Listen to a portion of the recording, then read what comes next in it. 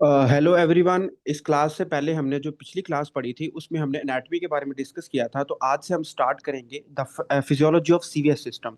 तो जो physiology of CVS system है इसके अंदर जो हमारी सबसे पहली टर्म है इसका नाम है स्ट्रोक वॉल्यूम। ठीक है, तो इसके अंदर सबसे पहले हम डिस्कस करेंगे व्हाट इज स्ट्रोक वॉल्यूम। देखिए, जो स्ट्रोक वॉल्यूम है इसकी आपने सबसे पहले तो डेफिनेशन याद रखनी है कि stroke volume is the amount of blood. ये क्या है? ये एक अमाउंट ऑफ ब्लड है जो आपका हार्ट पंप करता है एक कार्डियक बीट बीट के अंदर। तो amount of blood pumped by our heart, that is pumped by our heart, ठीक है, our heart in each beat। ठीक है, जब एक दफा हमारा हार्ट बीट करेगा तो जितनी अमाउंट ऑफ ब्लड को वो पंप करेगा that is called stroke volume. इसको हम क्या कहते हैं? स्ट्रोक वॉल्यूम कहते हैं। उसके बाद आपने याद रखना है कि जो आपका स्ट्रोक वॉल्यूम है ये तीन चीजों पे डिपेंड करता है। स्ट्रोक वॉल्यूम एक तो आपका डिपेंड करता है किसके ऊपर? कॉन्ट्रैक्टिलिटी के ऊपर। अभी हम डिस्कस करेंगे कॉन्ट्रैक्टिलिटी क्या होता है। उसके बाद आपको पता होना चाहिए कि जो आपका स्ट्रोक वॉल्यूम है ये सेकंड नंबर पे डिपेंड करता है आपके प्री लोड के ऊपर। जितना ज्यादा प्री लोड होगा उतना ही ज्यादा आपका स्ट्रोक वॉल्यूम होगा। उसके बाद तीसरे नंबर पे आपने याद रखना है कि जो स्ट्रोक वॉल्यूम होता है ये आपका आफ्टर लोड पे डिपेंड करता है, लेकिन इनवर्सली डिपेंड करता है। जितना ज्यादा आपका आफ्टर लोड होगा उतना ही कम आपका स्ट्रोक वॉल्यूम होगा। ठीक है, तो ये दो तीन बातें इसके अंदर हैं। उसके बाद अगर हम बात करें कि आपके पास व्हाट इज हार्ट फेलियर। देखिए, हार्ट फेलियर की सबसे पहले तो हमें पता होना चाहिए। देखिए, हार्ट फेलियर उस हार्ट को कहते हैं कि अगर हमारा जो हार्ट है वो हमारी बॉडी की रिक्वायरमेंट्स को पूरा नहीं कर पा रहा और वीक हो गया है तो that is called heart failure. तो हार्ट फेलियर में आपकी बुक ने लिखा हुआ है कि जो फेलिंग हार्ट होता है ना, ऐसा हार्ट जो फेल हो रहा होता है उसमें क्या होता है? उसके अंदर डिक्रीज स्ट्रोक वॉल्यूम होता है। तो a failing heart has decrease stroke volume. ठीक है, जो हार्ट फेल हो रहा होता है उसमें स्ट्रोक वॉल्यूम क्या हो जाता है? कम हो जाता है। ठीक है, तो ये आपने इसके अंदर छोटा सा पॉइंट याद रखना है। स्ट्रोक वॉल्यूम की मेन इसमें डेफिनेशन है कि एक दफा जब हमारा हार्ट पंप करता है तो कितनी अमाउंट ऑफ ब्लड को पंप करता है that is called stroke volume. इसको हम स्ट्रोक वॉल्यूम कहते हैं। उसके बाद बहुत इंपॉर्टेंट है दैट इज कॉल्ड कॉन्ट्रैक्टिलिटी। देखिए, जो कॉन्ट्रैक्टिलिटी है it is the force of contraction. इसको हम क्या कहते हैं कि हमारा हार्ट कितनी फोर्स के साथ कॉन्ट्रैक्ट करता है उसको हम कॉन्ट्रैक्टिलिटी कहते हैं। तो कॉन्ट्रैक्टिलिटी एंड स्ट्रोक वॉल्यूम आपकी बुक ने लिखा हुआ है कि जो आपका कॉन्ट्रैक्टिलिटी है इट इंक्रीज विद किन चीजों के साथ कॉन्ट्रैक्टिलिटी इंक्रीज होती है। तो सबसे पहली और जो इंपॉर्टेंट बात है वो ये है कि कॉन्ट्रैक्टिलिटी इंक्रीज विद शाबाश दैट इज कैटाकोलामाइंस। जो कैटाकोलामाइंस है ये आपकी बॉडी के अंदर कुछ केमिकल्स हैं जिसमें एपिनेफ्रीन नॉर एपिनेफ्रीन वगैरह आ जाता है। तो इस जब भी आपकी बॉडी के अंदर सिंपैथेटिक नर्वस सिस्टम एक्टिवेट होगा, कैटाकोलामाइंस रिलीज होंगे, तो ये जो कैटाकोलामाइंस है they will activate the beta one receptor. ये बीटा वन रिसेप्टर को एक्टिवेट करेंगे जिससे होगा क्या कि हमारे जो हार्ट के मसल्स होते हैं ना इसके अंदर एक प्रोटीन होती है उसको हम कहते हैं प्रोटीन काइनेज ए। तो जो आपकी प्रोटीन काइनेज ए होगी ये एक्टिवेट होगी। जब प्रोटीन काइनेज एक्टिवेट होगी तो उसमें उसके साथ एक और प्रोटीन होती है जिसको हम कहते हैं फोस्फोलैम्बान दैट इज कॉल्ड फोस्फो। ठीक है, दैट इज कॉल्ड फोस्फोलैम्बान। जो फोस्फोलैम्बान है इसकी फोस्फोराइलेशन होती है, इसकी एक्टिवेशन होती है। उससे होता यह है कि हमारे पास एक चैनल होता है जिसको हम कहते हैं कैल्शियम एटीपीएज। जो आपका कैल्शियम एटीपीएज होगा ये एक्टिवेट होगा। जब ये एक्टिवेट होगा तो इसकी वजह से आपका कैल्शियम स्टोरेज क्या हो जाएगा? ज्यादा। ठीक है, तो इसमें आपने एक दो बातें याद रखनी है कि कॉन्ट्रैक्टिलिटी है ये क्या चीज है? It is the force of contraction. कितनी फोर्स के साथ हमारा हार्ट कॉन्ट्रैक्ट करता है उसको हम क्या कहते हैं? कॉन्ट्रैक्टिलिटी। अगर हम बात करें कि जो आपकी कॉन्ट्रैक्टिलिटी है ये क्या चीज है तो आपने याद रखना है it is how hard our, ठीक है, how hard our heart contracts. आपका जो हार्ट है वो कितनी सख्ती के साथ, कितनी फोर्स के साथ कॉन्ट्रैक्ट करता है दैट इज कॉल्ड कॉन्ट्रैक्टिलिटी। इसको हम क्या कहेंगे? कॉन्ट्रैक्टिलिटी कहेंगे। और इसकी जो सबसे मेन जो इस पे जो चीज डिपेंड करती है दैट इज कैटाकोलामाइन। जो कैटाकोलामाइन है ये हमारे हार्ट के ऊपर रिसेप्टर होते हैं बीटा वन, उसको स्टिमुलेट करेगा जिससे हमारी कॉन्ट्रैक्टिलिटी ज्यादा होगी। उसके अलावा आपने याद रखना है कि हमारा जो हार्ट होता है ना, जितना ज्यादा हमारे हार्ट के अंदर इंट्रासेलुलर, ठीक है, जितने ज्यादा इंट्रासेलुलर कैल्शियम होगा हमारे हार्ट के सेल्स के अंदर, जितना ज्यादा कैल्शियम होगा उतना ही ज्यादा हमारा हार्ट ज्यादा फोर्स के साथ कॉन्टैक्ट करेगा। उसके अलावा थर्ड पॉइंट जो इसमें याद रखना है वो ये है कि जितना ज्यादा मतलब कि जितना कम हमारे पास एक्स्ट्रा सेलुलर सोडियम होगा, सेल के बाहर जितना कम सोडियम होगा उतनी ही जोर के साथ हमारा जो हार्ट होगा वो कॉन्टैक्ट करेगा, उतनी ज्यादा उसकी क्या होगी? कॉन्ट्रैक्टिलिटी होगी। ठीक है, उसके बाद अगर हम बात करें कि ये तो हो गई कि कॉन्ट्रैक्टिलिटी किन चीजों से ज्यादा होती है, तो इसमें मेन एक है कैटाकोलामाइन। जितना ज्यादा कैटाकोलामाइन होंगे उतनी ज्यादा कॉन्ट्रैक्टिलिटी होगी। उसके अलावा कॉन्ट्रैक्टिलिटी आपकी ज्यादा किस वजह से होती है? इंट्रासेलुलर कैल्शियम से। और कॉन्ट्रैक्टिलिटी ज्यादा कब होती है? जब आपका एक्स्ट्रा सेलुलर सोडियम मतलब कि हाइपोनेट्रीमिया जिस बंदे को होगा उसकी कॉन्ट्रैक्टिलिटी क्या होगी? ज्यादा होगी। उसके बाद हम पढ़ते हैं कि कौन सी ऐसी कंडीशंस हैं जिसमें जो आपकी कॉन्ट्रैक्टिलिटी है वो कम हो जाती है, या किन चीजों के साथ कॉन्ट्रैक्टिलिटी डिक्रीज होती है। तो इसमें जो पहला पॉइंट है वो ये है, दैट इज वेरी इंपॉर्टेंट, उसका नाम है बीटा ब्लॉकेज। मतलब कि जब भी हम बीटा वन ब्लॉकर्स यूज करेंगे तो बीटा ब्लॉकर ऐसी ड्रग्स होती हैं जो आपके बीटा वन को स्टिमुलेट इनहिबिट करेंगी, तो जिससे क्या होगा, कॉन्ट्रैक्टिलिटी कम हो जाएगी। उसके अलावा ऐसे लोग जिनमें हार्ट फेलियर होता है, तो हार्ट फेलियर के जो पेशेंट होंगे उनकी कॉन्ट्रैक्टिलिटी कम होती है। उसके अलावा आपने याद रखना है, दैट इज एसिडोसिस। देखिए जब भी आपकी जो ब्लड की पीएच है वो एसिडिक होगी तो आपकी कॉन्ट्रैक्टिलिटी क्या होगी, कम होगी। उसके अलावा जिन लोगों के अंदर हाइपोक्सिया होता है, तो जो आपका हाइपोक्सिया है इससे भी क्या होता है, कॉन्ट्रैक्टिलिटी कम होती है। उसके अलावा हाइपर कैप्निया, मतलब कि आपकी बॉडी के अंदर कार्बन डाइऑक्साइड अगर ज्यादा हो जाती है या हाइपोक्सिया होता है तो इस वजह से भी आपको कॉन्ट्रैक्टिलिटी कम मिलेगी। उसके अलावा नॉन डाई हाइड्रोपिरिडीन, ठीक है, non dihydropyridine calcium channel blockers, ये हम आगे जाके पढ़ेंगे भी, जब इंशाल्लाह फार्माकोलॉजी पढ़ेंगे तो उसके अंदर हम देखेंगे। तो ये वाले जो चैनल ब्लॉकर्स हैं ये आपके क्या करते हैं, ये कॉन्ट्रैक्टिलिटी को कम करते हैं। ठीक है, तो ये एक दो बातें आपने इसके अंदर देख लेनी है।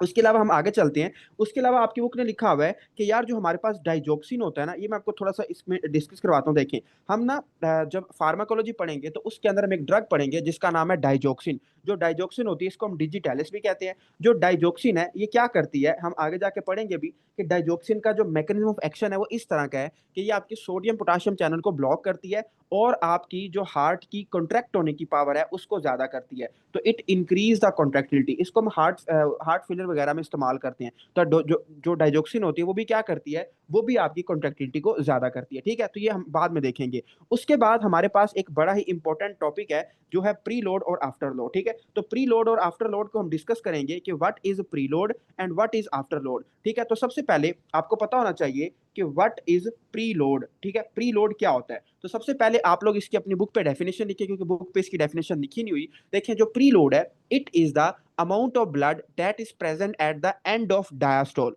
आप कहते हैं इसकी समझ नहीं आ रही, बहुत सारे स्टूडेंट्स होते हैं जो प्री लोड में कंफ्यूज हो जाते हैं, तो हम इसको सिंपल और सीधा करके पढ़ेंगे कि प्री लोड का मतलब क्या होता है। देखें, प्री लोड में आपने याद रखना है कि it is volume of blood in the ventricle at end of diastole. मतलब कि जब हमारा हार्ट रिलैक्स होता है ना, तो उसके अंदर जितना ब्लड होता है उसको हम प्री लोड कहते हैं। या फिर हम इसकी सिंपल डेफिनेशन ये लिखेंगे कि it is amount of blood. ये क्या चीज है, ये आपकी अमाउंट ऑफ ब्लड है इन इनटू द, ठीक है, इनटू द लेफ्ट वेंट्रिकल। ठीक है, it is the amount of blood loaded into the, ठीक है, आप इसको ठीक करें और इसमें लिखें it is the amount of blood loaded into left ventricle, कि जब हमारा हार्ट रिलैक्स करता है तो हार्ट के अंदर कितना ब्लड लोड हो जाता है उसको हम क्या कहते हैं, that is called pre load, उसको हम प्री लोड कहते हैं। या फिर इसकी एक और डेफिनेशन होती है कि प्री लोड की जो सेकंड डेफिनेशन होगी वो क्या होगी, it is how much stretch, कि हमारी फाइबर्स के ऊपर कितना स्ट्रेच आता है। तो हाउ मच स्ट्रेच इज, ठीक है, हाउ मच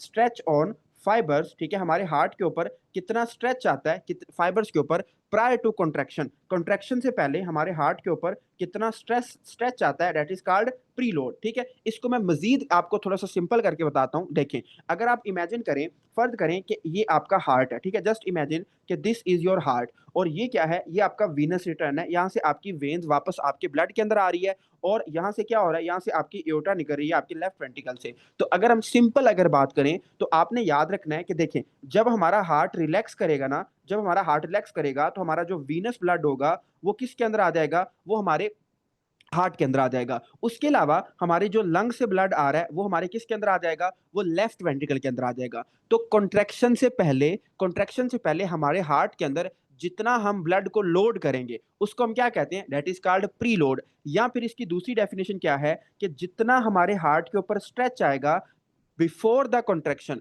उसको हम प्री लोड कहते हैं, that is called preload. ठीक है, तो प्री लोड क्या होता है, it is the how much stretch on fibres prior to the contraction, contraction से पहले कितना स्ट्रेच आता है, that is called preload. ठीक है, ये प्री लोड थोड़ा सा कंफ्यूजिंग कॉन्सेप्ट है, तो ये आपने थोड़ा सा अच्छे तरीके से करना है। उसके बाद हम ना दरमियान में लाइन लगाएंगे और हम डिस्कस करेंगे कि कौन कौन सी ऐसी चीजें हैं जिससे हमारा जो प्री लोड है वो ज्यादा हो जाता है, और कौन कौन सी ऐसी चीजें हैं जिससे हमारा जो प्री लोड है वो क्या हो जाता है, वो कम हो जाता है। तो सबसे पहले हम बात करते हैं कि प्री लोड डिक्रीज इंक्रीज कब होता है। सबसे पहली और मोस्ट इंपॉर्टेंट बात, जब भी हम क्या करेंगे, when we will add volume, मतलब कि जब भी हमारे ब्लड के अंदर कोई चीज इंक्लूड होगी या हम ब्लड ट्रांसफ्यूजन करेंगे या कुछ भी हम करेंगे, तो जब भी हमारे ब्लड वॉल्यूम इंक्रीज होगा तो हमारा प्री लोड क्या होगा, इंक्रीज होगा। उसके अलावा सेकंड नंबर पे आपने याद रखना है, जब भी हमारा हार्ट रेट स्लो होता है, ठीक है, जब भी किसी बंदे का हार्ट रेट स्लो होगा तो उसमें क्या होगा, उसके हार्ट को फिल होने में ज्यादा टाइम मिलेगा, उसके अंदर जो फिलिंग टाइम होगा वो ज्यादा होगा, मतलब उसके हार्ट को ज्यादा टाइम मिलेगा कि वो प्रॉपर तरीके से फिल हो सके, तो उसका हार्ट ज्यादा प्री लोड, मतलब उसमें हम ज्यादा ब्लड को लोड कर सकते हैं, तो that is called pre load. उसके बाद तीसरे नंबर पे आपने याद रखना है, जब भी या कोई भी ऐसी ड्रग्स जिससे क्या होती है, जिससे वीनो कंस्ट्रिक्शन होती है, तो जब भी हम वेन्स को कंस्ट्रिक्ट करेंगे तो हमारा जो प्री लोड होगा वो इंक्रीज होगा। क्यों इंक्रीज होगा? क्योंकि जब हम वेन्स को कंस्ट्रिक्ट करेंगे तो जो वेन वाला ब्लड होगा वो हमारे हार्ट की तरफ जाएगा, ठीक है। तो एड वॉल्यूम, उसके अलावा हार्ट रेट या फिर वीनो कंस्ट्रिक्शन, इन तीनों की वजह से हमारा जो प्री लोड है वो क्या हो जाता है, वो इंक्रीज होता है। लेकिन अगर हम बात करें कि कौन सी ऐसी चीजें हैं जिससे हमारा जो प्री लोड है वो डिक्रीज होता है, तो इसमें सबसे पहले आता है रिमूव वॉल्यूम। अगर हम आपके ब्लड से कोई चीज रिमूव कर दें, फॉर एग्जाम्पल एक बंदा है, उसको ब्लीडिंग होती है, एक्सीडेंट की वजह से ब्लीडिंग हो जाती है, तो जब भी हम वॉल्यूम को रिमूव करेंगे हमारा प्री लोड डिक्रीज हो जाएगा। उसके अलावा जब भी किसी बंदे का हार्ट रेट ज्यादा होता है, तो हार्ट रेट ज्यादा वाले बंदे का भी क्या होता है, हमारे पास प्री लोड डिक्रीज हो जाता है। उसके अलावा तीसरे नंबर पे हम बात करेंगे कि जो थर्ड पॉइंट है इसके अंदर, that is pool blood in the veins. मतलब कि जब भी क्या होता है कि हमारी वेन्स के अंदर ब्लड क्या होगी, पुलिंग होगी। मतलब कि मैं यहाँ पे लिख देता हूँ कि mechanism of action of nitrates, for example कि आपके अंदर क्या होता है, वीनो डायलेशन। जब भी आपकी वेन्स डायलेट करेंगी तो जो ब्लड होगा वो आपकी वेन्स के अंदर पूल अप करेगा, और उससे क्या होगा, आपका प्री लोड डिक्रीज हो जाएगा। तो प्री लोड डिक्रीज होने की तीन वजह है, रिमूव ब्लड, हार्ट रेट और वीनो डायलेशन, ठीक है। ये तीन चीजें आपने प्री लोड के बारे में याद रखनी है। उसके अलावा हम एक यहाँ पे बहुत इंपॉर्टेंट कॉन्सेप्ट पढ़ेंगे, दैट इज अबाउट नाइट्रेट्स। आपको पता है कि हमारे पास एक ड्रग है जो हम आगे जाके फार्माकोलॉजी के अंदर पढ़ेंगे भी, उसका नाम है नाइट्रोग्लिसरीन। जो नाइट्रोग्लिसरीन है ये एक क्या है, ये एक वेजो डायलेटर है, वेसल्स को डायलेट करती है। बट इसकी प्रॉपर्टी ये है कि इट इज वीनो डायलेटर, ये ज्यादा वीनो डायलेटर है, और वैसे आर्टरीज को भी डायलेट करती है, लेकिन ज्यादातर ये हमारी वेन्स को डायलेट करती है। तो अब मुझे आप लोग बताएंगे कि अगर नाइट्रोग्लिसरीन किसी बंदे को हम देंगे, तो चूंकि ये वीनो डायलेटर है तो इसमें वेन्स क्या हो जाएंगी, डायलेट हो जाएंगी। तो जो नाइट्रोग्लिसरीन है ये आपके प्री लोड को ज्यादा करेगी या कम करेगी? तो आप सबको पता है कि जो प्री लोड है वो क्या हो जाता है, वो कम हो जाता है जब भी हम क्या करते हैं, वीनो डायलेशन। तो वीनो डायलेशन के अंदर जो आपका प्री लोड होगा वो क्या हो जाएगा, वो डिक्रीज हो जाएगा। और इसमें पॉइंट ये है कि नाइट्रोग्लिसरीन जब भी आप किसी बंदे को देंगे तो उसका प्री लोड डिक्रीज हो जाता है, उसका प्री लोड क्या हो जाता है, डिक्रीज हो जाता है। उसके बाद हमारे पास जो अगली टर्म है, that is also very important, और उसका नाम क्या है, उसका नाम है आफ्टर लोड। देखिए जो आफ्टर लोड है ये भी एक बड़ा इंपॉर्टेंट कॉन्सेप्ट है, बट आपको ये पता होना चाहिए। After load is the force resisting flow out of left ventricle. पहले हम इसकी डेफिनेशन लिखते हैं कि आफ्टर लोड एक फोर्स का नाम है जो रेजिस्ट करती है, ठीक है, रेजिस्टिंग, ठीक है, force resisting flow out of, ठीक है, फ्लो आउट ऑफ वेंट्रिकल। आपके वेंट्रिकल से जो फोर्स रेजिस्ट करती है कि ब्लड वेंट्रिकल से बाहर ना निकले, उसको हम क्या कहते हैं, आफ्टर लोड। तो आफ्टर लोड एक ऐसी फोर्स है जो आपके वेंट्रिकल से ब्लड को बाहर निकलने से रोकती है, तो इसको हम क्या कहते हैं, that is called after load, ठीक है, that is called after load. उसके बाद अगर हम बात करें कि जो आपका आफ्टर लोड होता है ना, इसका सेकंड कॉन्सेप्ट ये है कि जितना ज्यादा आफ्टर लोड होगा उतना ही ज्यादा हमारे हार्ट को क्या करना पड़ेगा, ज्यादा कॉन्ट्रैक्टिलिटी करनी पड़ेगी, ज्यादा जोर लगाना पड़ेगा, ताकि जो फोर्स है उसको ओवरकम किया जा सके, ठीक है। तो इसमें क्या होगा, अगर हमारा आफ्टर लोड ज्यादा होगा, ठीक है, अगर आफ्टर लोड ज्यादा होगा मतलब कि प्रेशर ज्यादा है, तो हमारे हार्ट को भी क्या करना पड़ेगा, हमारे हार्ट को, इस यहाँ पे आप लिखें, heart must heart must squeeze squeeze with heart must squeeze with more pressure, ठीक है। उसको, आपके हार्ट को ज्यादा प्रेशर के साथ क्या करना पड़ेगा, उसको स्क्वीज होना पड़ेगा। उसके बाद अगर हम बात करें कि जो आपका आफ्टर लोड है, इट इज द फोर्स, ठीक है। थर्ड पॉइंट आप ये लिखें कि आफ्टर लोड एक ऐसी फोर्स है जो आपको चाहिए होती है to open the aortic valve. क्योंकि देखें जो आपका लेफ्ट वेंट्रिकल है इसके आगे कौन सा वेल्व पड़ा हुआ है, एओर्टिक वेल्व। तो इट इज द फोर्स, ठीक है, तो it afterload needs to open aortic valve. ये ऐसी फोर्स है जो आपको एओर्टिक वेल्व ओपन करने में हेल्प चाहिए होती है, ठीक है। तो ये आपने इसमें पॉइंट याद रखना है। उसके बाद इसमें जिस तरह हमने प्री लोड का पढ़ा है, तो आपको कुछ बातें पता होनी चाहिए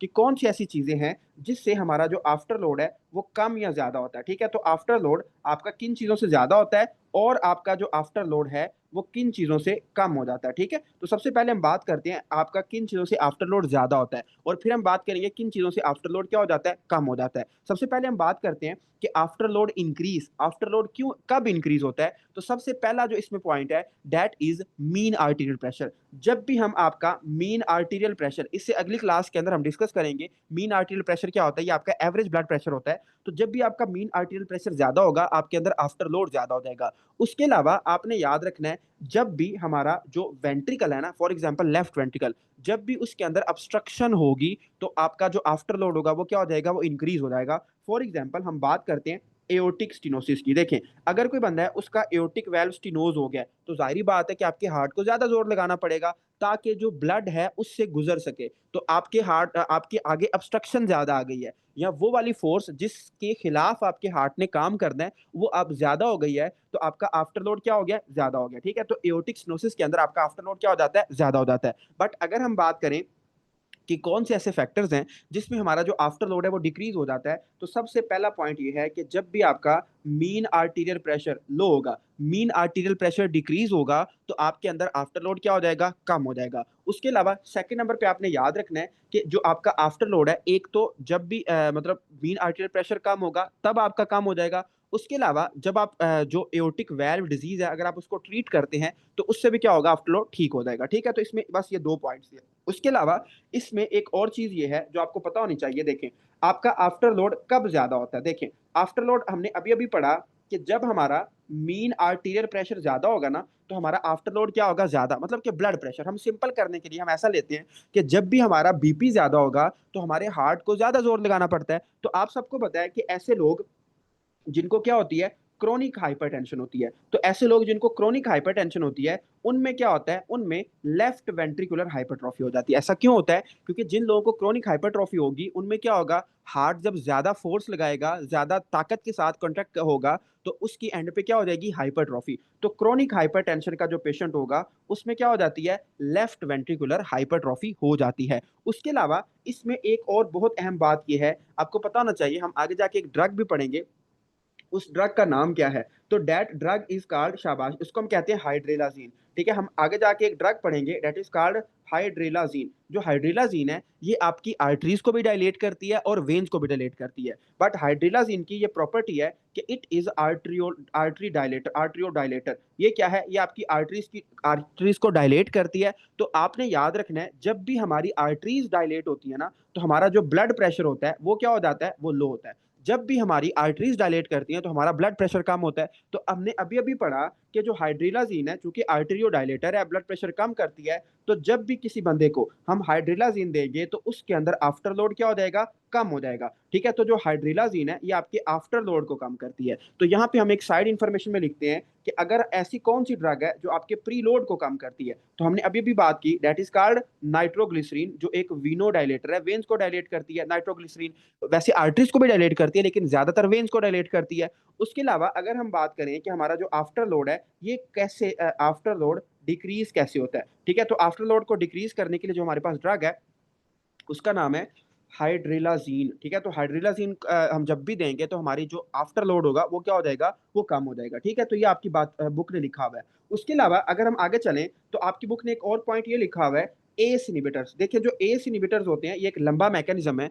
एस इनिबिटर्स कौन सी ड्रग्स होती हैं जो आपके एंजियोटेंसिन कन्वर्टिंग एंजाइम को इनिबिट करती हैं। तो जो एस इनिबिटर्स होते हैं या फिर हमारे पास होते हैं एंजियोटेंसिन रिसेप्टर ब्लॉकर, ठीक है, एआरबीज। तो जो एआरबीज और एस इनिबिटर्स होती हैं ये आपके क्या करेंगी, ये वेन्स को भी डायलेट करती हैं और आर्टरीज को भी डायलेट करती हैं। तो आपने याद रखना है कि दे विल डिक्रीज, ठीक है, ये क्या करते हैं, they will decrease both pre load and after load. ये प्री लोड और आफ्टर लोड दोनों को डिक्रीज करते हैं, ये एक को कुछ नहीं कहते। ठीक है, तो they will decrease both after load and pre load. ठीक है, तो ये इसमें छोटी सी बात है जो आपने याद रखनी है। उसके बाद हमारे पास जो इस पेज के अंदर आखिरी टॉपिक है वो है आपका कार्डियक ऑक्सीजन डिमांड। देखिए, जो कार्डियक ऑक्सीजन डिमांड है ना इसमें आपको क्या क्या चीजें पता होनी चाहिए। देखिए, जो कार्डियक ऑक्सीजन डिमांड है इसमें उसने लिखा हुआ है कि हमारे हार्ट को कितनी ऑक्सीजन चाहिए होती है, इसको हम क्या कहते हैं, that is called cardiac oxygen demand. तो कार्डिक ऑक्सीजन डिमांड आपकी किन चीजों से इंक्रीज होती है। देखें, आपकी जो मायोकार्डियल, ठीक है, मायोकार्डियल डिमांड है वो इंक्रीज होती है सबसे पहले तो कॉन्ट्रैक्टिलिटी से।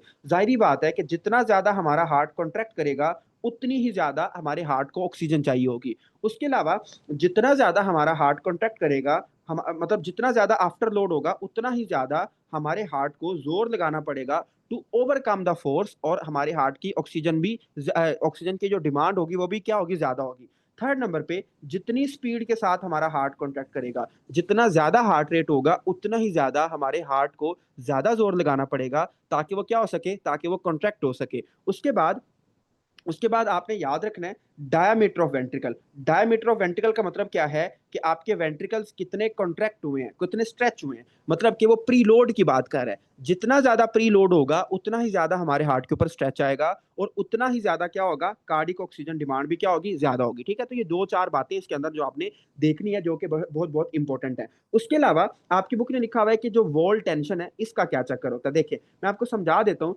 Wall tension is equal to pressure multiply by radius. ठीक है, मैं आपको एक सिंपल सी बात बताता हूँ। जो हमारा हार्ट होता है ना, ये एक स्प्रिंग की तरह काम करता है। फॉर एग्जाम्पल, ये एक स्प्रिंग है। ठीक है, तो आपको पता है हम बचपन के अंदर जब स्प्रिंग के साथ खेलते थे, तो हम स्प्रिंग को क्या करते थे, कंप्रेस करते थे। तो हमारा जो हार्ट होता है ना, ये भी इसी तरह होता है।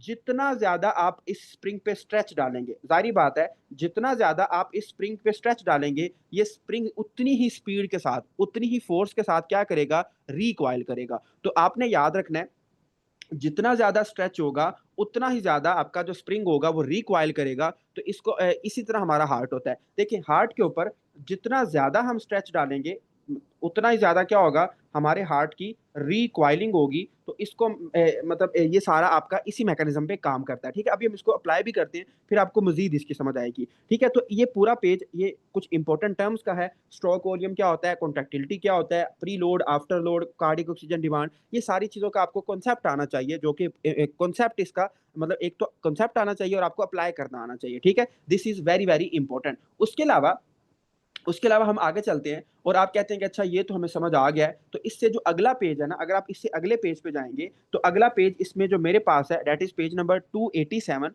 और इसमें ना उसने आपको कुछ इक्वेशंस दी हुई हैं, तो इसको भी जरा हम डिस्कस कर लेते हैं। Cardiac equations. ठीक है, जो आपकी कार्डिक इक्वेशंस है, ये कौन कौन सी होती है। देखिए, जो कार्डिक इक्वेशंस है, इसमें सबसे पहले उसने लिखा हुआ है स्ट्रोक वॉल्यूम। ठीक है, तो स्ट्रोक वॉल्यूम अभी अभी हमने पढ़ा है, उसको हम थोड़ा सा अप्लाई भी कर लेते हैं। देखिए, जो स्ट्रोक वॉल्यूम है, it is the amount of blood pumped by our heart in each cardiac beat। जब एक दफा हमारा हार्ट बीट करता है, तो उसके अंदर कितना ब्लड पंप होता है, that is called stroke volume. But अगर आपसे इसका फॉर्मूला पूछा जाए, क्योंकि यूवर्ड के कुछ क्वेश्चन है जिसमें फॉर्मूला अप्लाई होता है, तो उसमें क्या होगा, stroke volume is equal to end diastolic volume. जो आपका एंड डायस्टोलिक वॉल्यूम क्या होता है कि जब आपका हार्ट बिल्कुल रिलैक्स हो जाता है ना, तो उसको हम कहते हैं एंड डायस्टोलिक वॉल्यूम। डायस्टोल हम कहते हैं रिलैक्सिंग फेज ऑफ हार्ट को। तो and diastolic volume minus end systolic volume. तो ईडीवी माइनस ईएसवी, अगर हम इन दोनों का डिफरेंस ले लें, तो जो हमारे पास वॉल्यूम आता है, उसको हम क्या कहते हैं, that is called stroke volume. इसको हम स्ट्रोक वॉल्यूम कहते हैं। उसके बाद जो स्ट्रोक वॉल्यूम है, बस इसका आपको फार्मूला आना चाहिए और डेफिनेशन आनी चाहिए। उसके बाद जो अगला कंसेप्ट है, दैट इज इजेक्शन फ्रैक्शन। इस पे जरा हम 2 मिनट लगाएंगे, क्योंकि ये काफी इंपॉर्टेंट है। What is ejection fraction. देखिए, जो इजेक्शन फ्रैक्शन है, इसमें कौन कौन सी बातें आपने देखनी है। देखिए, जो इजेक्शन फ्रैक्शन है ना, पहले तो मैं आपको इसको सिंपल बताता हूँ कि ये है क्या चीज है। इट इज द मतलब कि आपके हार्ट में कितना ब्लड जा रहा है, आपके हार्ट में कितना ब्लड जा रहा है, और उस ब्लड में से आपका जो हार्ट है वो कितने ब्लड को पंप कर देता है, उसको हम कहते हैं इजेक्शन फ्रैक्शन। तो इजेक्शन फ्रैक्शन की आपकी बुक ने क्या डेफिनेशन लिखी हुई है कि it is the index of ventricular contractility. ये क्या है, ये एक ऐसा इंडेक्स है जो आपको बताता है कि आपका वेंट्रिकल कितना कॉन्ट्रैक्ट हुआ है। तो it is the index of ventricular contractility. आपका जो वेंट्रिकल है वो कितना कॉन्ट्रैक्ट हुआ है, it is called ejection fraction. मैंने आपको सादा जुबान में ये बताया कि आपके ब्लड में कितना ब्लड जा रहा है, और आपके हार्ट में, और उस ब्लड में से आपका जो हार्ट है वो कितने ब्लड को पंप कर देता है, that is called ejection fraction. जो इजेक्शन फ्रैक्शन है, इसका जो फार्मूला होता है वो बड़ा सिंपल सा है। देखें, ejection fraction is equal to stroke volume divided by and diastolic volume. जो इजेक्शन फ्रैक्शन है, ये आपका स्ट्रोक वॉल्यूम और इजेक्शन जो एंड डायस्टोलिक वॉल्यूम है, उसको हम डिवाइड करने से मिलता है। देखिए, अभी अभी हमने पढ़ा है कि जो स्ट्रोक वॉल्यूम है, it is equal to end diastolic volume minus end systolic volume, और एंड डायस्टोलिक वॉल्यूम वैसे का वैसे ही आ जाएगा। तो इसका जो फॉर्मूला है वो ये भी हम कर सकते हैं, ठीक है। उसके बाद इसमें जो मेन कॉन्सेप्ट है वो यही है कि इसकी डेफिनेशन क्या होती है, इसका कॉन्सेप्ट क्या है। तो इजेक्शन फ्रैक्शन एक वो वाली चीज है जो हमें बताती है कि हमारा हार्ट कितने ब्लड को पंप कर देता है, उसको हम कहते हैं इजेक्शन फ्रैक्शन कहते हैं। उसके अलावा decrease in systolic heart failure usually normal in diastolic heart failure, कि जो आपका इजेक्शन फ्रैक्शन होता है ये किस हार्ट फेलियर के अंदर, तो आपका जो सिस्टोलिक हार्ट फेलियर होता है ना, सिस्टोलिक हार्ट फेलियर उसके अंदर डिक्रीज हो जाता है। सिस्टोलिक हार्ट फेलियर के अंदर डिक्रीज हो जाता है, बट जो डायस्टोलिक हार्ट फेलियर होता है उसमें आपका ये क्या रहता है, नॉर्मल ही रहता है, ठीक है। उसके बाद हम आगे चलते हैं और हमारे पास जो अगली टर्म है that is also important one, और उसका नाम है कार्डिक आउटपुट। देखिए जो कार्डिक आउटपुट है इसका नाम आपने बहुत ज्यादा सुना होगा, लेकिन हम इसको थोड़ा सा डिस्कस करते हैं कि व्हाट इज कार्डिक आउटपुट। जो कार्डिक आउटपुट है, देखें स्ट्रोक वॉल्यूम और कार्डिक आउटपुट इन दोनों में क्या फर्क होता है। स्ट्रोक वॉल्यूम क्या है, that is amount of blood pumped by our heart in each cardiac beat. एक बीट के अंदर कितना अमाउंट ऑफ ब्लड पंप करता है हमारा हार्ट, उसको हम स्ट्रोक वॉल्यूम कहते हैं। बट अगर हम बात करें इन 1 मिनट, ठीक है, अगर 1 मिनट के अंदर कितना अमाउंट ऑफ ब्लड हमारा हार्ट पंप करता है उसको हम कहते हैं कार्डिक आउटपुट। तो कार्डिक आउटपुट 1 मिनट का है, जो स्ट्रोक वॉल्यूम है वो क्या है, वो आपका 1 बीट का है, ठीक है। तो कार्डिक आउटपुट इस इक्वल किसके होता है, तो cardiac output is equal to किसके इक्वल होगा, अगर हम इसकी फॉर्मूला की बात करें तो स्ट्रोक वॉल्यूम जो 1 बीट का है, 1 बीट को हम मल्टीप्लाई कर देंगे हार्ट रेट के साथ कि 1 मिनट में कितनी दफा बीट कर रहा है। तो अगर हम स्ट्रोक वॉल्यूम को मल्टीप्लाई कर दें हार्ट रेट के साथ तो it is called cardiac output, और इसको हम क्यू भी कहते हैं, ठीक है, मतलब परफ्यूजन भी कहते हैं, कितना ब्लड फ्लो कर रहा है, ठीक है। तो it is called cardiac output. अब आपकी बुक ने लिखा हुआ है कि जो कार्डिक आउटपुट है ना, in early stages of exercise cardiac output maintained by increase heart rate and increase stroke volume. जो आपका कार्डिक आउटपुट है, अगर हम अर्ली स्टेजेस की बात करें, ठीक है, अर्ली अर्ली स्टेजेस की बात करें तो जो कार्डिक आउटपुट है इट इज मेंटेन्ड बाय, किन चीजों से मेंटेन होता है, एक तो जब आपका हार्ट रेट ज्यादा हो जाता है। देखिए जब आप एक्सरसाइज करते हैं ना, एक्सरसाइज तो एक्सरसाइज की जो अर्ली स्टेज होती है ना, आपकी बॉडी को ज्यादा ऑक्सीजन चाहिए, ज्यादा ब्लड चाहिए, तो क्या होता है आपका हार्ट रेट ज्यादा हो जाएगा, उसके अलावा आपका स्ट्रोक वॉल्यूम भी ज्यादा हो जाएगा। तो अर्ली स्टेज में आपकी बुक ने लिखा हुआ है कि एक्सरसाइज जब आप करना स्टार्ट करते हैं तो दोनों चीजें ज्यादा हो जाती हैं, स्ट्रोक वॉल्यूम भी ज्यादा हो जाता है और आपका हार्ट रेट भी ज्यादा हो जाता है। बट इसमें क्या होता है, जब आप लेटर स्टेज पे पहुंचते हैं, पहले पहले तो आपकी दोनों चीजें ज्यादा हो जाती हैं, बट फिर क्या होता है आपका हार्ट रेट तो इंक्रीज हो जाता है, बट जो आपका स्ट्रोक वॉल्यूम है वो सेम रहता है। ये क्यों सेम रहता है, अभी हम इसको डिस्कस भी करेंगे कि अगर हमारा हार्ट रेट बहुत ज्यादा हो जाए ना तो हमारा स्ट्रोक वॉल्यूम फिर डिक्रीज भी हो जाता है, ठीक है। तो लेटर स्टेज के अंदर हमारा सिर्फ हार्ट रेट इंक्रीज होगा, बट अर्ली स्टेजेस के अंदर दोनों चीजें क्या होंगी, इंक्रीज होंगी और हमारी कार्डिक आउटपुट को मेंटेन करेंगी। उसके अलावा very very important that is, देखें जब हमारा हार्ट रेट बहुत ज्यादा हो जाता है ना, अगर हमारा हार्ट रेट काफी ज्यादा फास्ट हो जाता है तो उसमें दो चीजें होती हैं। एक क्या होता है, सबसे पहले तो हमारा जो डायास्टोल टाइम है ना, डायास्टोल वो वाला टाइम होता है जिसमें हमारा हार्ट रिलैक्स करता है, तो डायास्टोल टाइम विल डिक्रीज। डायास्टोल टाइम क्या हो जाता है, डिक्रीज हो जाता है, मतलब कि आपका हार्ट प्रॉपर तरीके से रिलैक्स नहीं हो पाता। तो जाहिर बात है कि अगर आपका हार्ट प्रॉपर तरीके से रिलैक्स नहीं होगा तो उसकी फीलिंग नहीं होगी। तो हम यहाँ पे लिखते हैं कि जब आपके हार्ट की प्रॉपर तरीके से रिलैक्सिंग नहीं होगी, प्रॉपर फीलिंग नहीं होगी, तो there will be no proper feeling. जब हमारा हार्ट रेट बहुत ज्यादा हो जाएगा तो हमारे हार्ट प्रॉपर तरीके से फिल नहीं हो पाएगा, और जब हमारा हार्ट प्रॉपर तरीके से फिल नहीं हो पाएगा तो उससे क्या होगा, देखिए अगर आपका हार्ट प्रॉपर तरीके से फिल नहीं हो रहा तो there will be decrease stroke volume, जो आपका स्ट्रोक वॉल्यूम होगा वो डिक्रीज हो जाएगा, और जब स्ट्रोक वॉल्यूम डिक्रीज होगा तो आपकी कार्डिक आउटपुट भी डिक्रीज हो जाएगी। तो ये बात मैं आपको समझाना चाह रहा हूँ। देखिए जब हमारा हार्ट रेट ज्यादा होता है ना तो अब हमारे हार्ट का जो सिस्टोल टाइम है वो तो वैसे ही रहता है, बट जो डायास्टोल टाइम है ये मजीद कम होता रहता है, होता रहता है, और एंड पे जाके ये इतना कम हो जाता है कि हमारा हार्ट जो हार्ट होता है उसको प्रॉपर टाइम ही नहीं मिलता फिल होने में। जब उसको प्रॉपर टाइम नहीं मिलता फिल होने में तो उसमें क्या होगा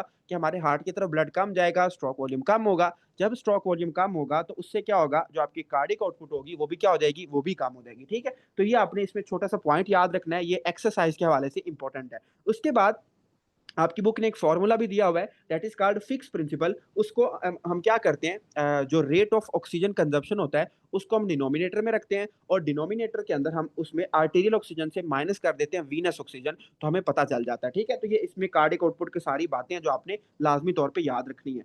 उसके बाद हम बात करते हैं व्हाट इज पल्स प्रेशर। देखिए जो पल्स प्रेशर है ना, इसके नाम से हमें पता चल रहा है कि it is the pressure of pulse. मैं आपको सिंपल करके बताता हूँ, आप अपनी पल्स फील करते हैं तो आपकी पल्स का कितना प्रेशर है, आपको पल्स कितने प्रेशर के साथ फील होती है, it is called pulse pressure. ये क्या होता है? Pulse pressure. तो पल्स प्रेशर क्या होता है? Pulse pressure is equal to difference between, किस चीज का डिफरेंस होता है? जो आपका सिस्टोलिक ब्लड प्रेशर है माइनस डायस्टोलिक ब्लड प्रेशर। तो आपका सिस्टोलिक और डायस्टोलिक ब्लड प्रेशर को अगर हम माइनस कर देंगे तो आपको जो प्रेशर मिलेगा इसका नाम क्या है? Pulse pressure. जो सिस्टोलिक ब्लड प्रेशर है ये कितना होता है? ये 120 होता है, और जो डायस्टोलिक होता है ये कितना होता है? 80 होता है। तो अगर हम इन दोनों को माइनस करें तो हमारा आंसर तकरीबन कितना आता है? 40 आता है। ठीक है, तो आपका जो पल्स प्रेशर नॉर्मली होता है वो कितना होता है? That is 40। वो कितना होता है? 40 होता है, and it is the pressure of pulse. उसके बाद अगर हम इसके अंदर थ्योरी वाली बातें करें तो आपकी बुक ने बात लिखी हुई है कि जो आपका पल्स प्रेशर है it is directly proportional to the stroke volume and inversely proportional to the arterial compliance. देखिए आपका जो पल्स प्रेशर है it is directly proportional to stroke volume. जितना ज्यादा स्ट्रोक वॉल्यूम होगा उतना ही ज्यादा पल्स प्रेशर होगा, और जो आपका पल्स प्रेशर है it is inversely proportional to the arterial compliance. आपकी आर्टरीज के अंदर एबिलिटी टू स्ट्रेच कितनी है, आपकी आर्टरीज की कंप्लायंस कितनी है, उसके ये क्या होता है? उसके ये इनवर्सली प्रोपोर्शनल होता है। उसके अलावा आपको पता होना चाहिए कि कौन सी ऐसी चीजें हैं जिसमें हमारा पल्स प्रेशर क्या हो जाता है? इंक्रीज हो जाता है। तो सबसे पहली बात दैट इज हाइपरथायरॉयडिज्म। देखिए जिन लोगों को थायराइड ग्लैंड का मसला होता है तो हाइपरथायरॉयडिज्म T3 T4 ज्यादा हो गए हैं तो हाइपरथायरॉयडिज्म के बंदे के अंदर क्या होगा? पल्स प्रेशर ज्यादा होगा। उसके अलावा very very important, it is called aortic regurgitation. ऐसे लोग जिनमें एओर्टिक वाल्व क्या होता है? लीक होता है, उसमें बैक फ्लो होता है जिसमें रिगर्जिटेशन होती है, तो इसमें क्या होता है? पल्स प्रेशर आपका इंक्रीज होता है। उसके अलावा एओर्टिक स्टिफनिंग, ठीक है, जब भी आपका एओर्टिक वाल्व एओर्टिक स्टिफनिंग होगी तो एओर्टिक स्टिफनिंग जब भी आपके अंदर होगी तो आपके अंदर क्या होगा? पल्स प्रेशर इंक्रीज हो जाएगा। उसके बाद अगर हम बात करें कि ऑब्स्ट्रक्टिव स्लीप एपनिया, ठीक है, मतलब कि जिन लोगों के अंदर क्या होता है? ऑब्स्ट्रक्टिव स्लीप एपनिया या फिर एनीमिया, ठीक है, जो एनीमिया के मरीज होते हैं। उसके अलावा एक्सरसाइज के अंदर भी आपका पल्स प्रेशर इंक्रीज होता है। उसके बाद हम बात करते हैं कि कौन सी ऐसी चीजें हैं जिसके अंदर आपका पल्स प्रेशर क्या होगा? डिक्रीज होगा। तो इसमें सबसे पहले नंबर पे आता है एओर्टिक स्टेनोसिस। एओर्टिक स्टेनोसिस के अंदर आपका पल्स प्रेशर क्या होगा? डिक्रीज होगा। सिस्टोलिक और डायस्टोलिक ब्लड प्रेशर के दरमियान जो डिफरेंस होता है वो क्या हो जाता है? वो कम हो जाता है। उसके अलावा कार्डियोजेनिक शॉक, ठीक है, जो लोग कार्डियोजेनिक शॉक के मरीज होते हैं उनमें पल्स प्रेशर कम होता है, कार्डिक टेम्पोनेट और हार्ट फेलियर। ठीक है, तो ये कुछ कंडीशंस थी जो आपने पढ़ लेनी है कि पल्स प्रेशर किन चीजों में ज्यादा होता है और किन चीजों में कम हो जाता है। उसके बाद हमारे पास एक बहुत इंपॉर्टेंट है, ये स्टार्लिंग एक बंदे का नाम था और उसने हमें कुछ कर्व्स की मदद से समझाया था, तो उसको उसका हमने नाम रखा स्टार्लिंग कर्व्स। देखिए ये कर्व्स बहुत आसान है अगर आप इसको थोड़ा सा कॉन्सेप्ट के साथ पढ़ेंगे। देखिए मैं आपको समझाता हूँ अच्छे तरीके से। आप इमेजिन करें कि जो आपका हार्ट है ना ये एक स्प्रिंग की तरह, फर्ज करें कि ये एक स्प्रिंग है, ठीक है। तो स्प्रिंग को की खासियत क्या होती है कि जितना ज्यादा आप स्प्रिंग को दबाते हैं, जितना ज्यादा आप स्प्रिंग को दबाते हैं उतना ही ज्यादा जो स्प्रिंग होता है वो क्या करता है? वो रिकॉइल करता है। तो यही हमारे हार्ट का हाल है। देखिए हमारे हार्ट के ऊपर जितना ज्यादा स्ट्रेच आएगा, हमारे हार्ट के ऊपर जितना ज्यादा स्ट्रेच आएगा हमारा हार्ट उतनी ही फोर्स के साथ क्या करेगा? कॉन्ट्रैक्ट करेगा, उसकी कॉन्ट्रैक्टिलिटी क्या हो जाएगी? ज्यादा। तो जितना ज्यादा हमारे हार्ट के ऊपर स्ट्रेच आएगा उतनी ज्यादा क्या हो जाएगी? कॉन्ट्रैक्टिलिटी हो जाएगी। तो जितना ज्यादा प्री लोड होगा उतनी ज्यादा कॉन्ट्रैक्टिलिटी होगी। ठीक है, तो यहाँ पे हम लिखते हैं, अगर हम बात करें कि व्हाट इज स्टार्लिंग कर्व, तो हमने एक ग्राफ बनाया। ग्राफ में हम वाई एक्सिस पे क्या लेंगे? तो हम लेते हैं वाई एक्सिस पे हम लेंगे डेट इज स्ट्रोक वॉल्यूम। ठीक है, तो हम यहाँ पे लेते हैं स्ट्रोक वॉल्यूम, और जो एक्स एक्सिस है इसमें हम क्या लेंगे? इसके अंदर हम लेंगे एंड डायस्टोलिक वॉल्यूम। ठीक है, एंड डायस्टोलिक वॉल्यूम, जिसका दूसरा नाम क्या होता है? प्री लोड होता है, कि हमने अपने हार्ट के अंदर कितना ब्लड लोड किया है उसको हम प्री लोड कहते हैं। ठीक है, अच्छा, अब हमारा जो प्री लोड है आप सबको पता है कि जैसे जैसे हम प्री लोड बढ़ाएंगे उतना ज्यादा स्ट्रोक वॉल्यूम बनता जाएगा।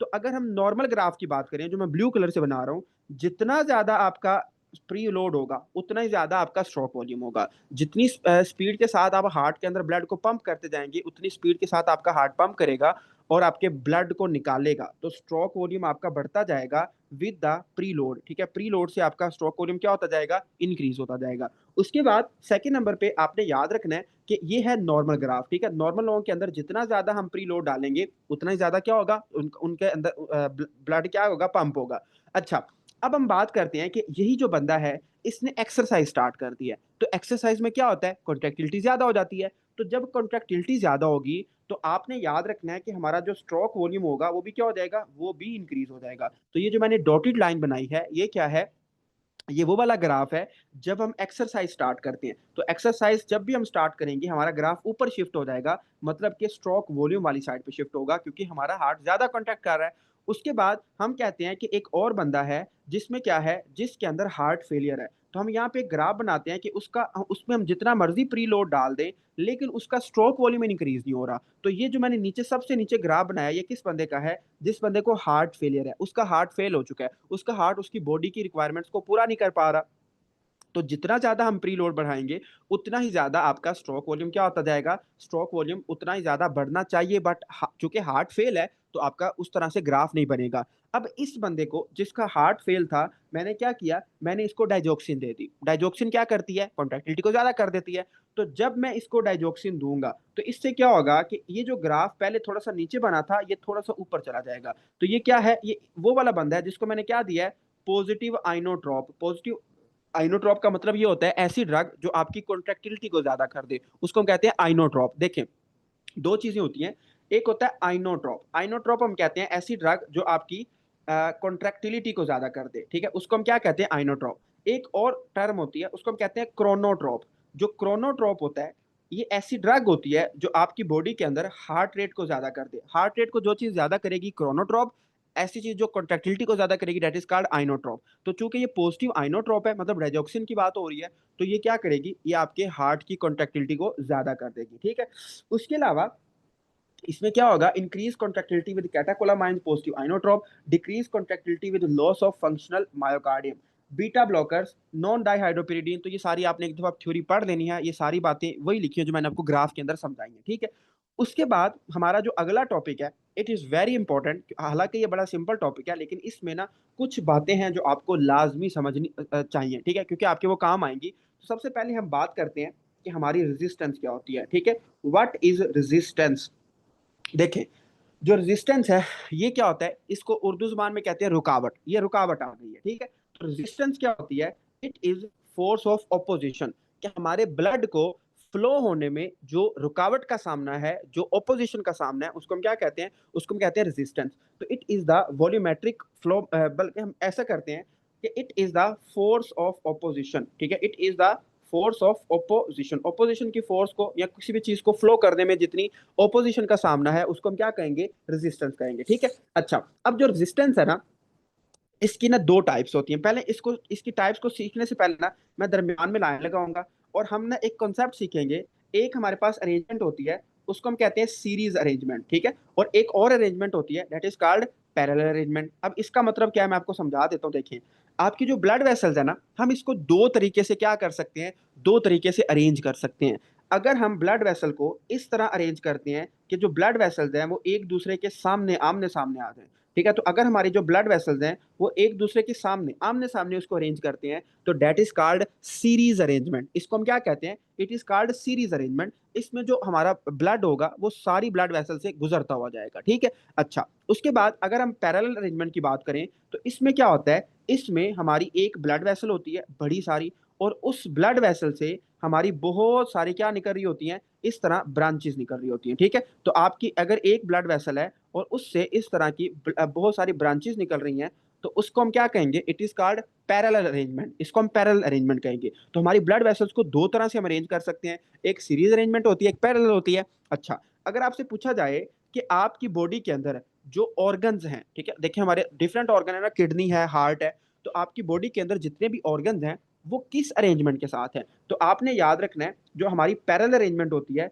It is the arrangement of blood supply, ठीक है, blood supply to the organs. हमारे ऑर्गन्स की जो ब्लड सप्लाई है वो कौन सी अरेंजमेंट के साथ है, दैट इज पैरेलल अरेंजमेंट। वो पैरेलल अरेंजमेंट के साथ है कि हमारे जितने भी ऑर्गन्स हैं वो पैरेलल अरेंज्ड हैं। बट अगर हम बात करें कि सीरीज अरेंजमेंट कहाँ पे होती है, तो आपने याद रखना है ब्लड सप्लाई, ठीक है। अगर हम बात करें blood supply with in the organ, ठीक है, विद इन द ऑर्गन, अगर हम ऑर्गन की अपनी बात करें तो वो तो पैरेलल अरेंजमेंट के साथ है।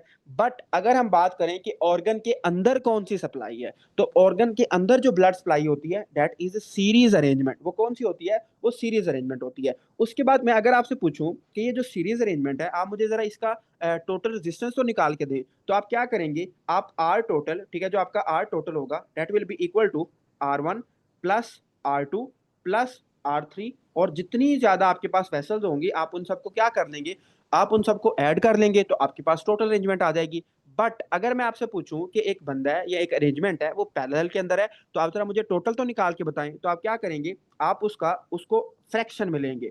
1/R टोटल, ठीक है, 1/R total is equal to 1/R1 plus 1/R2 plus 1/R3, ठीक है। तो इस तरह आप अरेंज करते हैं। अब मेरा आपसे सवाल है, मुझे ये बताएं कि अगर हम सीरीज की बात करें तो इसमें क्या होता है? नंबर ऑफ वेसल्स, जितनी ज्यादा हम वेसल्स ऐड करते जाएंगे उतना ही ज्यादा आपकी रेजिस्टेंस बढ़ती जाएगी, उतना ज्यादा आपका जो आर टोटल होगा वो ज्यादा होता जाएगा।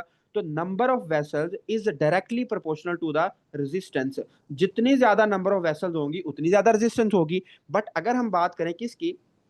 आपके पैरेलल अरेंजमेंट की, तो इसमें क्या होता है? नंबर ऑफ वेसल्स, जितनी ज्यादा वेसल्स होंगी रेजिस्टेंस उतनी ही कम होगी। तो रेजिस्टेंस क्या होगी? इनवर्सली रिलेटेड होगी, ठीक है। ये बहुत बहुत इंपॉर्टेंट पॉइंट है, मैं अभी आपको समझाता हूँ ये इंपॉर्टेंट क्यों है। देखें, जो पैरेलल अरेंजमेंट है इसकी अरेंजमेंट इस तरह होती है कि जितनी ज्यादा हमारे पास ब्लड वेसल्स होंगी उतनी कम रेजिस्टेंस होगी। बट अगर हम सीरीज की बात करें तो सीरीज में क्या होता है? जितनी ज्यादा ब्लड वेसल्स होंगी उतनी ज्यादा रेजिस्टेंस होगी। इसका क्या मतलब है? मैं आपको समझाता हूँ। देखें, हमने अभी पढ़ा कि हमारे जितने भी ऑर्गन्स है ना, ये आपस में अटैच हैं बाय पैरेलल अरेंजमेंट। ये किससे अटैच है? पैरेलल अरेंजमेंट से। तो हम यहाँ पे लिखते हैं कि एक बंदा है और हमने उसकी क्या की है? नेफ्रेक्टमी की है, हमने उसकी किडनी रिमूव कर दी है। तो मुझे बताएं, अगर आपकी बॉडी से हम एक गुर्दा निकाल दें या एक किडनी को रिमूव कर दें तो क्या होगा? तो जाहिर बात है आप नंबर ऑफ वेसल्स को क्या कर रहे हैं? कम कर रहे हैं। आप नंबर ऑफ ऑर्गन्स को कम कर रहे हैं, और जब आप नंबर ऑफ ऑर्गन्स को कम करेंगे तो आपकी रेजिस्टेंस क्या हो जाएगी? ज्यादा हो जाएगी। तो ये मैं आपको बताना चाह रहा हूँ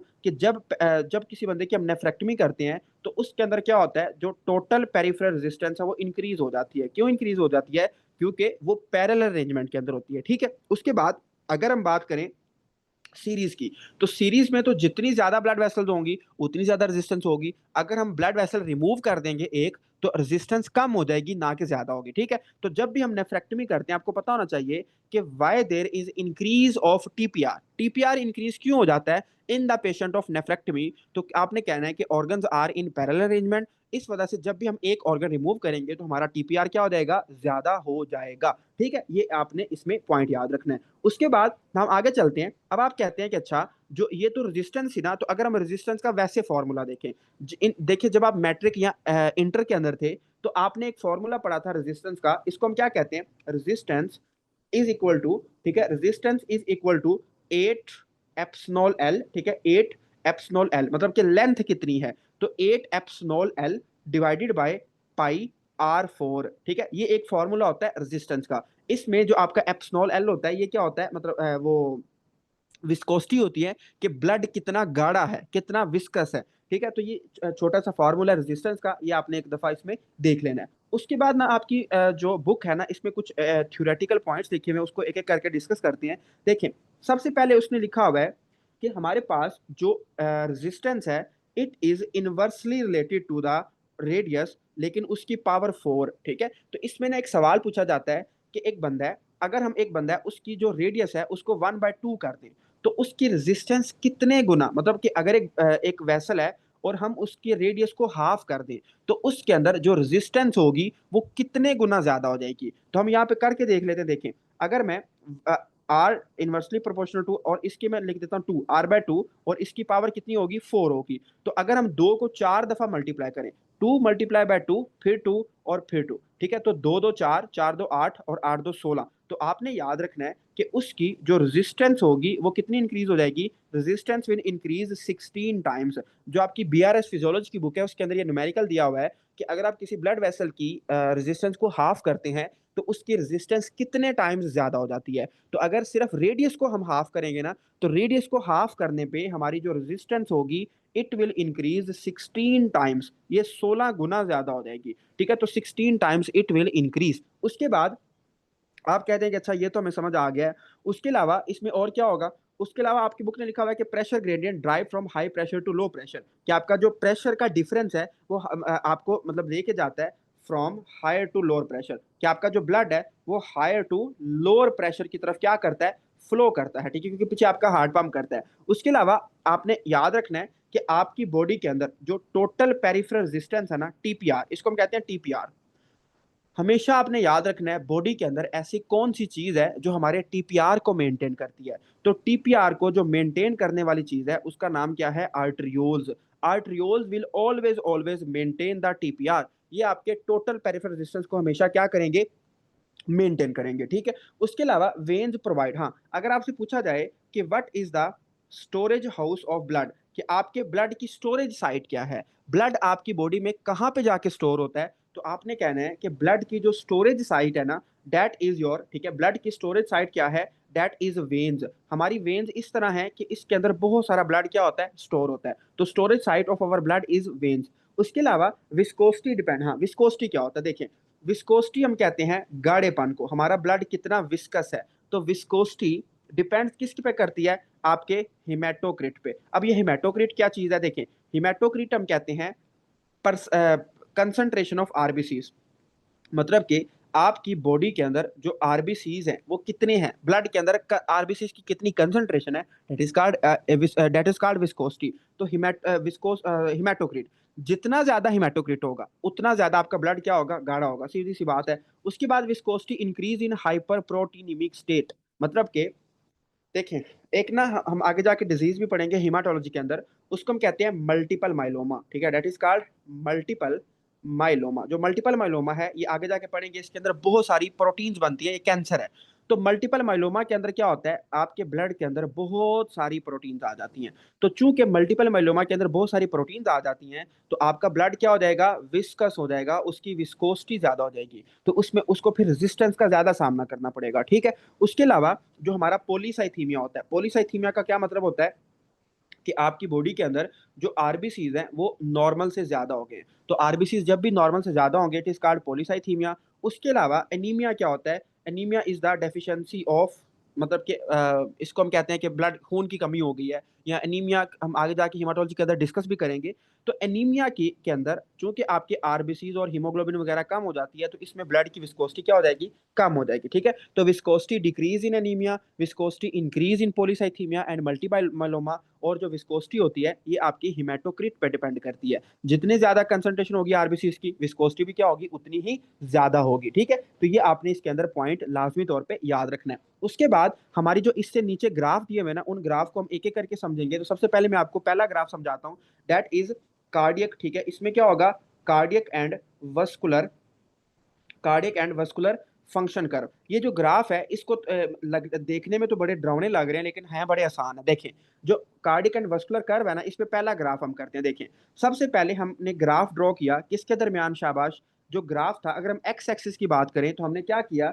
हमने राइट एट्रियल, ठीक है, राइट एट्रियल प्रेशर, इसको हम आर ए पी कहते हैं, ठीक है। एक्स एक्सिस की तरफ हमने क्या लिया? Right atrial pressure. और वाई एक्सिस की तरफ हमने क्या लिया? कार्डिक आउटपुट ले ली, या फिर क्या ले लिया? वीनस रिटर्न ली। अच्छा, अब होता क्या है, अगर हम नॉर्मल की बात करें तो जो नॉर्मल बंदा होगा, जितना ज्यादा हम राइट एट्रियल प्रेशर बढ़ाते जाएंगे उतना ही ज्यादा हमारी क्या होगी? कार्डिक आउटपुट ज्यादा होगी। तो जो पहला ग्राफ होगा, देखें, हमने क्या किया, हम जितना ज्यादा राइट एट्रियल प्रेशर बढ़ाएंगे उतनी ज्यादा क्या होगी? कार्डिक आउटपुट होगी, और एक पॉइंट पे जाके वो कांस्टेंट हो जाएगी, ठीक है। ये आपका ग्राफ आपको बता रहा है। अच्छा, अब हमने क्या किया? अब हमने इसी बंदे के अंदर ऐसी ड्रग्स दी हैं जो क्या है? जो पॉजिटिव आइनोट्रॉप है। आइनोट्रॉप मैंने अभी आपको बताया कि आइनोट्रॉप क्या होता है। ऐसी ड्रग जो आपकी बॉडी के अंदर क्या करती है? बॉडी के अंदर कॉन्ट्रेक्टिलिटी को ज्यादा करती है। तो इसी बंदे के अंदर हमने क्या किया? हमने पॉजिटिव आइनोट्रॉप दिया। पॉजिटिव आइनोट्रॉप क्या करेगा? इसकी कॉन्ट्रेक्टिलिटी को बढ़ा देगा, तो ग्राफ हमारा ऊपर शिफ्ट हो जाएगा, थोड़ा सा ऊपर शिफ्ट हो गया। उसके बाद अगर हम इसी बंदे के अंदर कोई ऐसी ड्रग दे जिससे इसकी कॉन्ट्रेक्टिलिटी कम हो जाए, तो इसमें क्या होगा? जो आपका ग्राफ होगा वो थोड़ा नीचे शिफ्ट हो जाएगा, ठीक है। तो इस तरह आपका एक ग्राफ है। तो ये आपका क्या था? नॉर्मल ग्राफ था। अगर हम पिंक वाले की बात करें तो जो पिंक वाला था इसमें हमने क्या दिया था? पॉजिटिव आइनोट्रॉप, ठीक है, इसमें हमने क्या दिया था? पॉजिटिव आइनोट्रॉप। और जो नीचे वाला था इसमें हमने क्या दिया था? नेगेटिव आइनोट्रॉप, ठीक है, इसमें हमने क्या दिया था, नेगेटिव आइनोट्रॉप। अब मेरा सवाल ये है कि ये तो हो गई सीधी सीधी बातें, ठीक है। अच्छा, अब ना आपकी बुक ने लिखा हुआ है कि इसमें हम वीनस रिटर्न का ग्राफ ड्रॉ करते हैं। तो जो वीनस रिटर्न का ग्राफ होगा वो आपका एक्स वाई एक्सिस से स्टार्ट होगा। तो ये हमने क्या किया, ये आपका जो वीनस रिटर्न का ग्राफ होगा ना, वो कुछ आपको इस तरह का मिलेगा, ठीक है, और कुछ इंटरसेक्टिंग पॉइंट्स होंगे। एक आपका ये पॉइंट होगा, एक ये पॉइंट होगा और एक ये पॉइंट होगा, ठीक है, 3 पॉइंट्स होंगे इंटरसेक्टिंग पॉइंट्स। अच्छा, अब आप कहते हैं कि यार ये जो इंटरसेक्टिंग पॉइंट्स हैं, इसमें क्या इसका मतलब क्या है। तो आपकी बुक की लाइन में बता रहा हूं, आपकी बुक ने लिखा हुआ है operating point of the heart. ये जो इंटरसेक्टिंग पॉइंट्स है ना, these are operating points, these are nothing but the operating points of our heart. Venous return और कार्डिक आउटपुट यहाँ पे क्या हो जाते हैं, इक्वल हो जाते हैं। मतलब जो हमारा ये ऐसे पॉइंट्स हैं जहां पे venous return is equal to cardiac output, और ये ऑपरेटिंग पॉइंट्स हैं, ठीक है, ये आपने इसके अंदर देखना है। उसके अलावा और इसमें कुछ भी नहीं है, ठीक है। तो आपने ये एक ग्राफ थोड़ा सा पढ़ लेना है। अच्छा, अब ना उसने आपको बताया हुआ है कि इस ग्राफ से हमें पता क्या चला है, इस ग्राफ का इफेक्ट क्या हुआ है। तो इसमें उसने लिखा है कि चेंजेस इन कॉन्ट्रैक्टिलिटी, मतलब कि जब भी हम कॉन्ट्रैक्टिलिटी के अंदर चेंज करेंगे, change in contractility will change in, ठीक है, change in contractility will change your stroke volume, इससे आपका स्ट्रोक वॉल्यूम भी चेंज होगा। उसके बाद इसमें आपकी जो कार्डिक आउटपुट और वीनस रिटर्न है वो भी क्या होंगे, वो चेंज होंगे। तो altered cardiac output, venous return and right atrial pressure, मैं आपको समझाता हूँ। देखें, उसने आपको ये बताने की कोशिश की है कि अगर हम कॉन्ट्रैक्टिलिटी को चेंज करेंगे तो हमारा स्ट्रोक वॉल्यूम भी क्या होगा, चेंज होगा। आप कहते हैं कैसे होगा, देखें, हमारा जो पहले ग्राफ ग्रीन वाला था वो यहाँ पे था ना, तो हमें कार्डिक आउटपुट ये वाली मिल रही थी जो मैंने पिंक कलर की अभी बनाई है, ठीक है। उसके बाद मैंने कॉन्ट्रैक्टिलिटी को चेंज किया, मैंने उसको ज्यादा ताकत के साथ कॉन्ट्रैक्ट करवाया, तो मेरी जो कार्डिक आउटपुट थी, जो मेरा स्ट्रोक वॉल्यूम था, वो इंक्रीज हो गया, तो ग्राफ मेरा ऊपर की तरफ शिफ्ट हो गया। फिर मैंने क्या किया, मैंने ऐसी ड्रग दी जो नेगेटिव आइनोट्रॉप है, जो कॉन्ट्रैक्टिलिटी को कम करेगी। तो उससे क्या हुआ, उससे जो ग्राफ मेरा था वो क्या था, वो नॉर्मल से नीचे आ गया। तो इसका हमने नतीजा यह निकाला कि जब भी हम कॉन्ट्रैक्टिलिटी को चेंज करेंगे तो हमारा स्ट्रोक वॉल्यूम कम या ज्यादा हो जाएगा, ठीक है। तो ये ग्राफ हमें ये बात बता रहा है कि जब भी हम कॉन्ट्रैक्टिलिटी को ऊपर या नीचे करेंगे तो हमारा क्या हो जाएगा, हमारा स्ट्रोक वॉल्यूम भी चेंज हो जाएगा, ठीक है। तो इस क्लास के अंदर हम सिर्फ एक ग्राफ पढ़ेंगे, बाकी इससे जो अगली क्लास होगी उसमें हम ये बाकी के दोनों ग्राफ भी पढ़ेंगे और इसको आगे मजीद कंटिन्यू भी करेंगे, ठीक है। बाकी एक मैं चीज आपको कहना चाहता हूँ कि आपको अगर इन क्लासेस का फायदा हो रहा है तो एक तो आप क्लासेस में रेगुलर रहें। आपका कोई सवाल है, कोई चीज गलती हो जाती है, क्योंकि आपको पता है इंसान है, गलतियां हो जाती हैं। तो अगर कोई लेक्चर में कोई मिस्टेक है या कोई आप फीडबैक देना चाहते हैं या अगर आप अप्रिशिएट करना चाहते हैं तो आप लाजमी करें। कमेंट सेक्शन उसके लिए है, तो आप कमेंट सेक्शन में हमें लाजमी बताएं, क्योंकि अगर आप अप्रिशिएट करेंगे, आप थोड़ा सा बताएंगे हमें, तो हम उस हवाले से इम्प्रूव करेंगे। और अप्रिसिएशन से बहुत ज़्यादा मोटिवेशन मिलती है। तो अगर आप मोटिवेट हमें रखेंगे तो हम आपके लिए ज़्यादा से ज़्यादा लेक्चर्स बनाएंगे ताकि आप लोगों का फ़ायदा हो सके, ठीक है। तो this is all about today, और हम इसके बाद अगली क्लास से अगले ग्राफ को कंटिन्यू करेंगे, ठीक हो गया। चलें जी, गुड बाय।